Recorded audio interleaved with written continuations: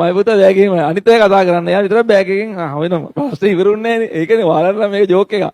එයා බෑග් එකෙන් දිගටම හොයනවා. ඒ ප්‍රශ්නේ ඔයා හොයන්න. ඔයා හොයන්න. සපෝට් කරන්න ඕගොල්ලෝ.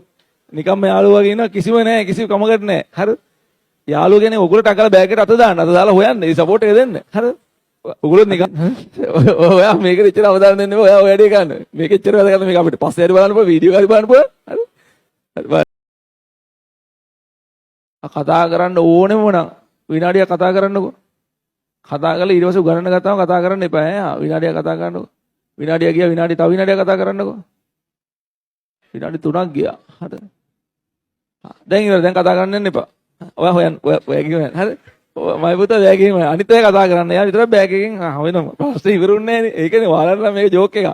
එයා බෑග් එකෙන් දිගටම හොයනවා. ඒ ප්‍රශ්නේ ඔයා හොයන්න. ඔයා හොයන්න. සපෝට් කරන්න ඕගොල්ලෝ. නිකම්ම යාළුවා වගේ ඉන්නවා කිසිම නැහැ. කිසිම කමකට නැහැ. හරිද? යාළුවෝ කියන්නේ ඔයගොල්ලෝ ටකලා බෑග් එකට අත දාන්න. අත දාලා හොයන්න. ඒ සපෝට් එක දෙන්න. හරිද? ඔයගොල්ලෝ නිකන් වාඩි වෙලා ඉන්නවා ඔය මොකක්ද එක වගේ.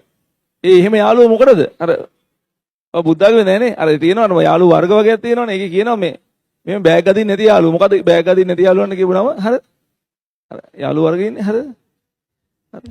ඔයගොල්ලෝ ලියන්න. ඔයගොල්ලෝ කතා කරන්න. ඒක බෑග් එක අදින්න. මේක ඉගෙන ගන්න කැර අනිත් ඔක්කොම තමයි කරන්න ඕන. හරිද? ඔයගොල්ලෝ කතා කරන්න. එයා බෑග් එක අදින්න. හරිද?